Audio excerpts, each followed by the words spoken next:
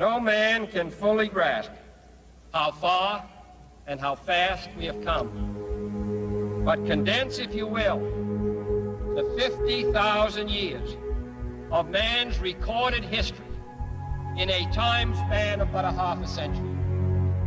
Stated in these terms, we know very little about the first 40 years, except at the end of them, advanced man had learned to use the skins of animals to cover them.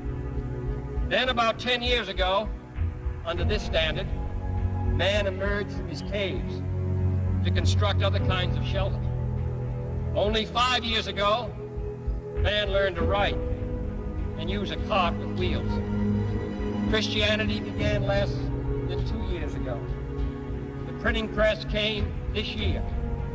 And then less than 2 months ago, during this whole 50-year span of human history, the steam engine provided a new source of power. Newton explored the meaning of gravity. Last month, electric lights and telephones and automobiles and airplanes became available. Only last week did we develop penicillin and television and nuclear power. And now, if America's new spacecraft succeeds in reaching Venus, we will have literally reached the stars before midnight tonight. This is a breathtaking pace, and such a pace cannot help but create new ills as it dispels old. New ignorance, new problems, new dangers. Surely the opening vistas of space promise high costs and hardships, as well as high reward. So it is not surprising that some would have us stay where we are a little longer, to rest, to wait.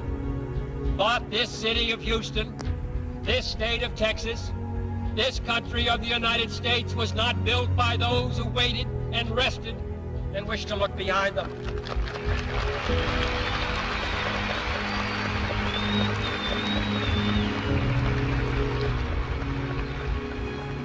For the eyes of the world now look into space, to the moon, and to the planets beyond. And we have vowed that we shall not see it governed by a hostile flag of conquest, but by a banner of freedom and peace. The exploration of space will go ahead, whether we join in it or not. And it is one of the great adventures of all time. Those who came before us made certain that this country rode the first waves of the Industrial Revolution, the first waves of modern invention, and the first wave of nuclear power. And this generation does not intend to founder in the backwash of the coming age of space. We mean to be a part of it. We mean to lead it. Its hazards are hostile to us all. Its conquest deserves the best of all mankind. And its opportunity for peaceful cooperation may never come again. But why, some say, the moon? Why choose this as our goal? And they may well ask, why climb the highest mountain? Why 35 years ago, fly the Atlantic? Why does Rice play Texas? We choose to go to the moon. We choose to go to the moon.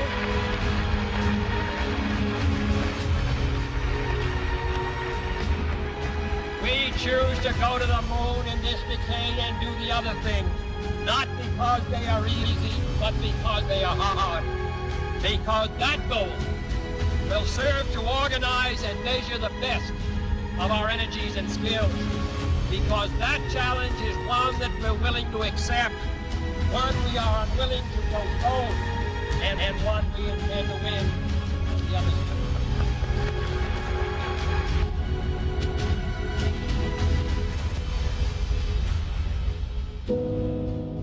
Houston,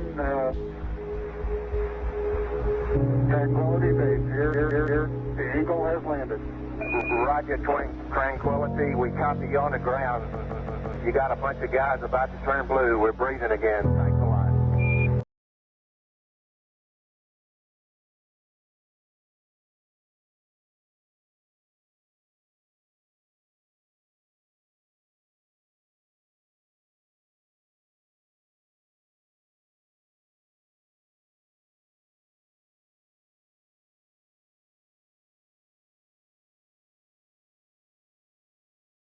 I think the momentous, most memorable thing that I can recall about that particular day was the opportunity while my two friends here were being put into the spacecraft to stand alone by myself out there and look at the rocket and the quietness and see the sun come up and the waves rolling in and the evidence of the millions of people watching, but nothing specific and just so quiet, and to realize that indeed such a contrast was going to take place, all the frantic activity preparing the rocket, but it was so quiet up there for me personally, and that in a very few moments we were going to be departing in a great roar and off for a momentous event.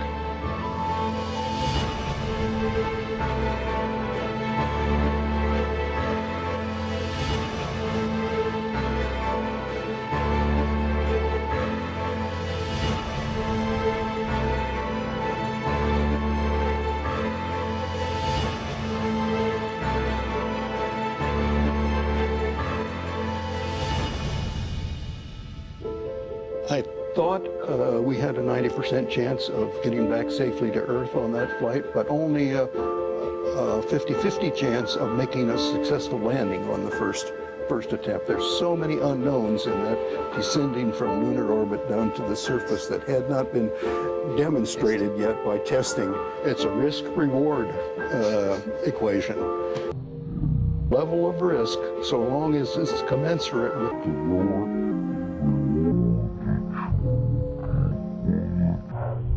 The goal that you're after.